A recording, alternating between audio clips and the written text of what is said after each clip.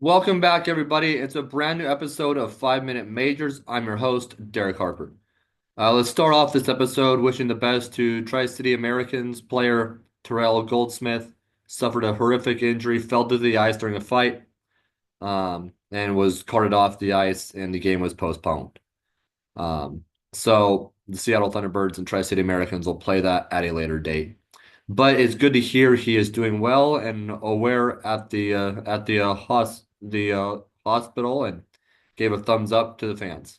So, well, what that also does though is it throws a kink in the playoff race with because Seattle could have padded their lead a little bit more as they sit eighth in the Western Conference.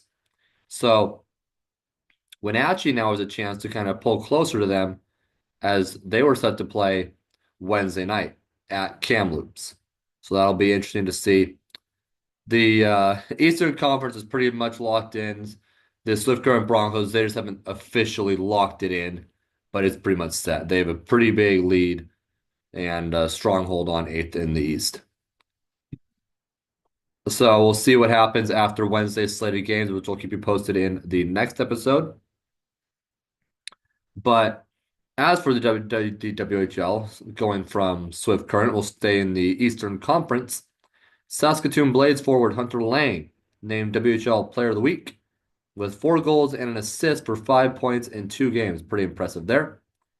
Those 2 games were key divisional victories that helped the Blades secure a playoff berth. So Saskatoon will see how they do this year after trading Tanner Molendyk to Medicine Hat. But sticking with that, actually, Medicine Hat, Liam Ruck, Eastern Conference, um, obviously, received Rookie of the Week honors. So Medicine Hat, they're building something special out east.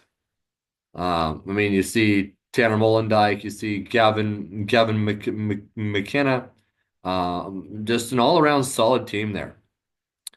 But it's the second time he received the honor. He tallied 3 goals in 2 games to help Medicine Hat extend its win streak to 9 games and maintain their grip on the Central Division and the conference.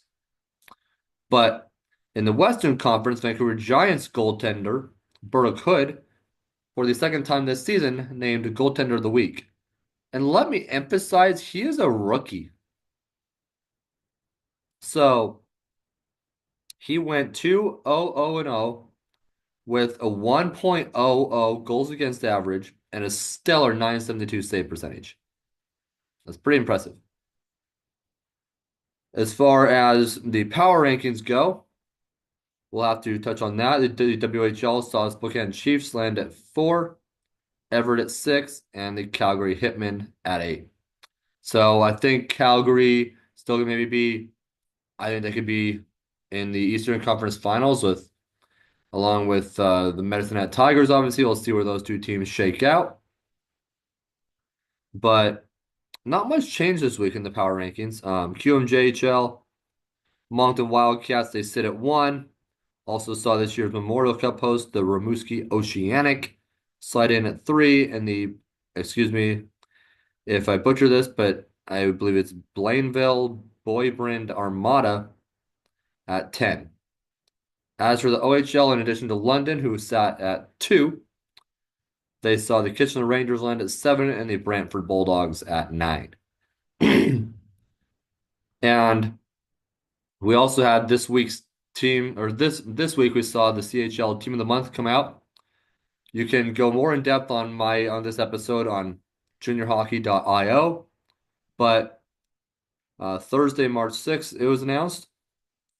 This month's Team of the Week or team included the Spokane Chiefs Berkeley Catton forward Michael Misa from the OHL's Saginaw Spirit, forward Nick Lardis from the OHL's Brantford Bulldogs, defenseman Zane Perek from the Saginaw Spirit, defenseman Justin Kipke from the WHL's Victoria Royals, and goaltender Rudy Gumond from Moncton.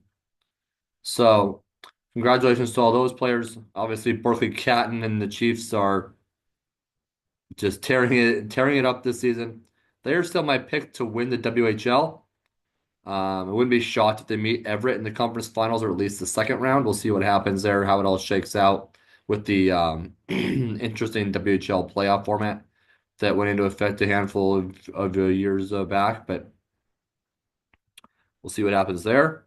And we'll also keep you posted on the injuries, on the injury to Goldsmith, and as well as the playoff race as the final two teams look to clinch one in each conference, obviously. And we'll keep you posted with all of the playoff picture.